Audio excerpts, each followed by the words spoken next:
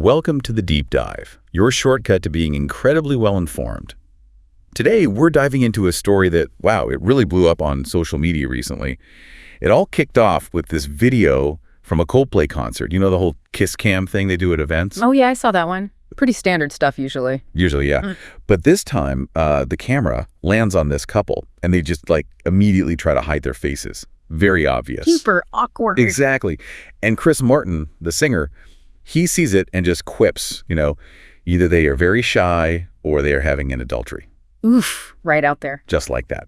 And this public moment of them dodging the camera, it actually ended up uncovering a pretty high-profile real-life affair. Wild. So why did this particular instance catch fire online?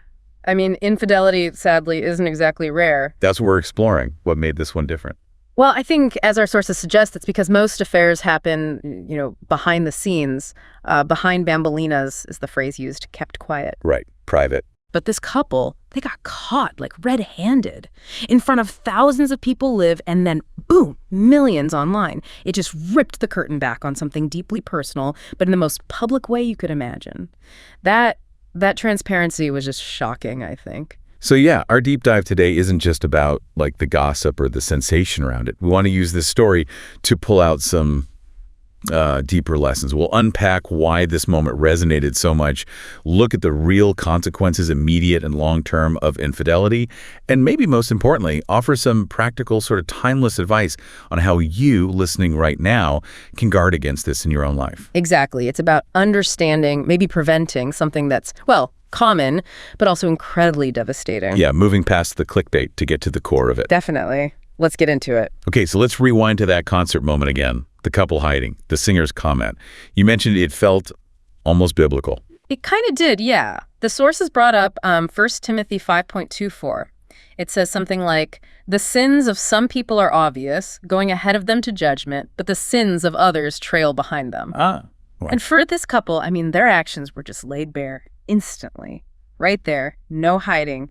Judgment first, maybe reckoning later. It wasn't some secret anymore. It was a public spectacle. Totally. And the fallout, it was fast, wasn't it? Yeah, apparently the man lost his job. His partner scrubbed him from social media, even changed her last name online. Wow. That's a massive personal cost, the public shame alone. Immense. It just goes to show when these private betrayals get dragged into the light, the consequences are very, very real. They ripple through everything: career, relationships, reputation. It really makes you question, doesn't it? Yeah. Is infidelity just like a sudden slip-up, a mistake? Yeah. Or is it something deeper, more calculated? Well, the sources strongly suggest it's rarely just spontaneous. It's often described as a cultivating. Cultivated. How so? Meaning it develops slowly, little by little, in your thoughts, in your heart, how you spend your time. It's not like, I woke up today and decided to be unfaithful. Okay, so it's a process. Yeah, a gradual drift that eventually, breaks something important. That's a really powerful way to think about it. The sources even use some intense language, calling adultery the sin of self-destruction, or even the suicide of the soul. Heavy stuff. Right.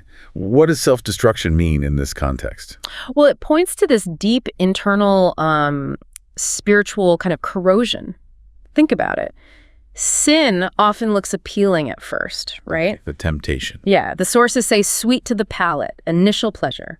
But almost always that sweetness turns bitter. It leads to real suffering, physical, emotional, spiritual, for everyone involved, including the person who strayed. So it eats away at you from the inside. Exactly. It erodes your core, your values, your peace. That's the self-destructive part. So who typically falls into this?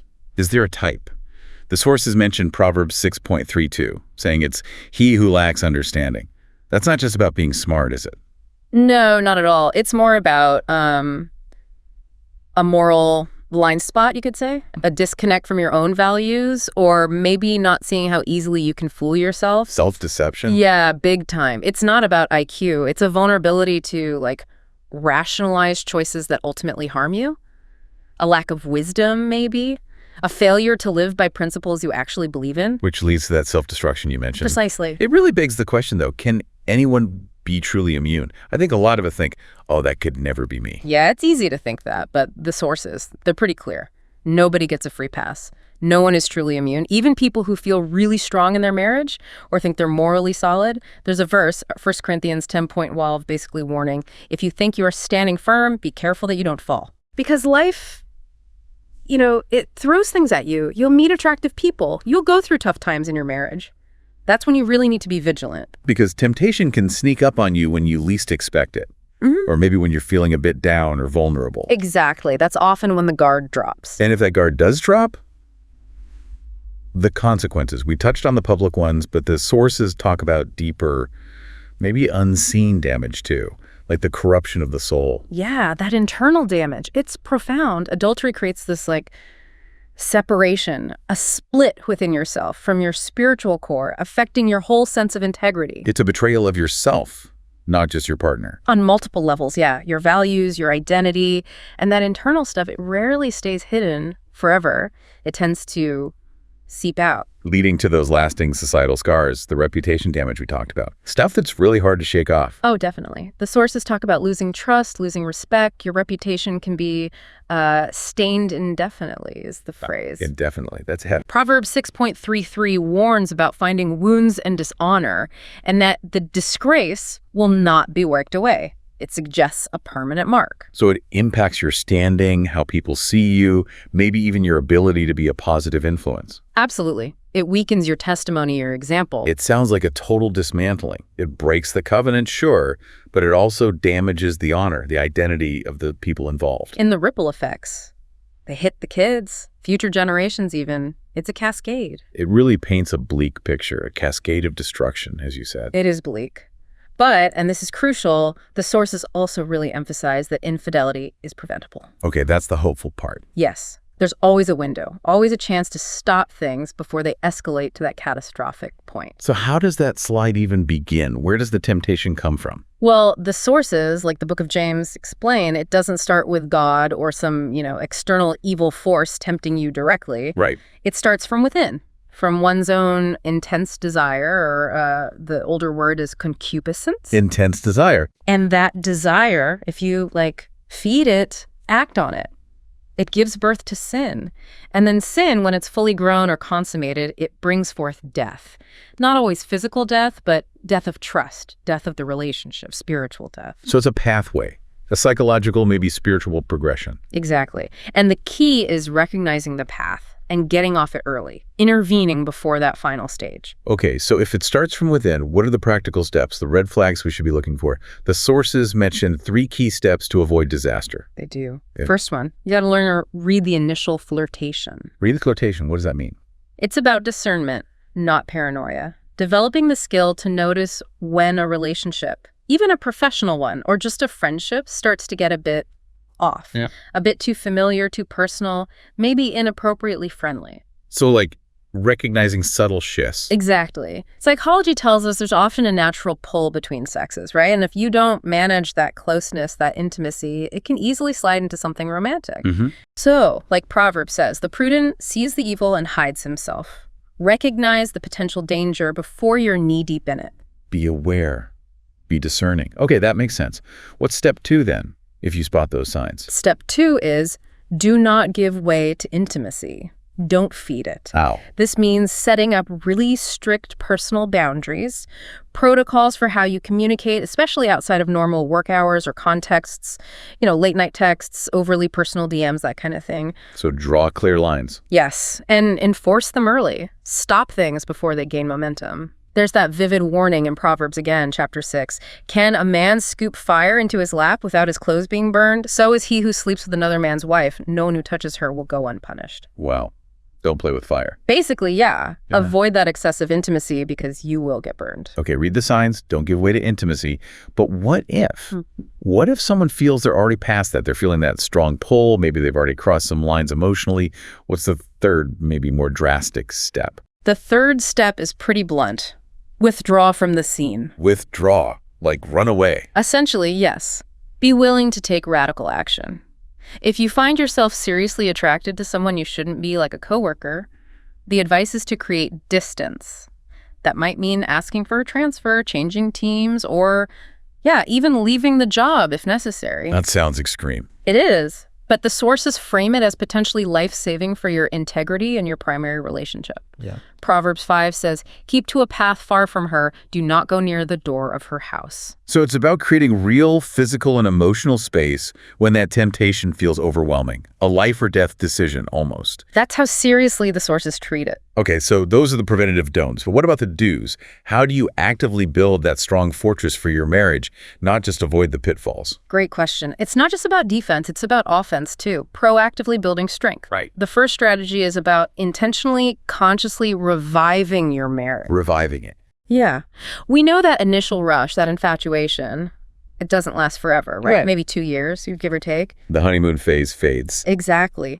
After that, it takes real intentional effort to keep the connection strong. There's this counsel in the Book of Regulation, actually, about returning to your first love. And you can apply that to marriage. Remember what it was like at the beginning. What did you do? Go back and do those things again. Make time for dates, reconnect, prioritize each other like you did back then, rekindle it. So be intentional about keeping the flame alive.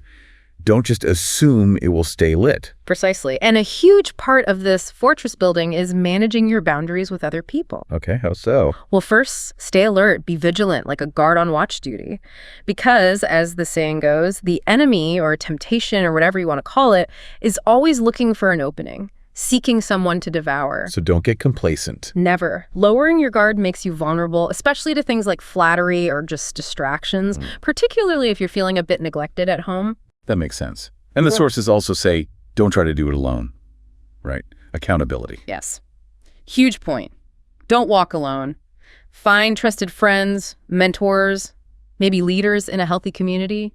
Confide in someone you trust who won't just tell you what you want to hear, but will give you wise counsel and actually hold you accountable. Having that outside perspective can be a game changer. A lifesaver, yeah. And another key piece, constantly affirm your own spouse. Affirm them. Like compliments. Compliments, appreciation, admiration. Express it daily. Proverbs 5 again advises, drink water from your own cistern. Rejoice in the wife of your youth. Basically, treasure what you have. Guard your love and affection exclusively for your partner. Nurture that bond. And related to that, the sources warn women specifically about external flattery. Why that warning? Well, the idea is that flattery, especially if you're going through a rough patch in your marriage, can be really deceptive. It feels good, it sweetens the heart, as they say, but it can create a dangerous vulnerability and opening for something inappropriate. Okay. Be wary of where validation is coming from. Exactly. And finally, just protect the relationship through togetherness. Shared intimacy, and that's emotional and physical, is vital. Praying together, if that's part of your life, is mentioned as a powerful protection too. So closing the small gaps where temptation might find a way in. Yeah. And beyond just you and your spouse, the sources stress involving a higher power. Prayer is presented as a really crucial defense. How so? Matthew 26 quotes Jesus saying, "Watch and pray so that you will not fall into temptation. The spirit is willing, but the flesh is weak." It's about recognizing human weakness and seeking spiritual strength to overcome it. Strengthening yourself spiritually as a line of defense. Definitely, especially when willpower alone feels like it's not enough. And if someone feels like they're really struggling, deeply tempted despite trying all these things, what's the final safety net? The advice is clear. Seek out a trustworthy spiritual counselor, a pastor, a mentor, someone trained who you can be completely honest with, who can offer guidance and accountability without, breaking confidentiality. So getting professional, confidential help. It's a critical resource, an unbiased voice to help you navigate really tough emotional territory and stick to your commitments. Wow. Okay, so we started this whole discussion with a viral video from a concert. Yeah, seems like ages ago now. Right. But this deep dive really shows that infidelity isn't just a momentary lapse. It's this whole destructive process with these incredibly deep, long-lasting consequences for the person, the family, their spiritual life. It really makes you think, is the temporary pleasure ever worth, as the sources put it, losing so much? Yeah. The cost is just profound. So the takeaway message, the call to wisdom here is... Well, I think it's twofold. If you haven't been down this road, the message is, be vigilant, guard yourself, proactively use the wisdom we've talked about, build those fortress walls now. And for someone who maybe has fallen or feels like they're on that slippery slope. For them, the sources offer hope too. Acknowledge it. Repentance, seeking restoration, turning towards wisdom.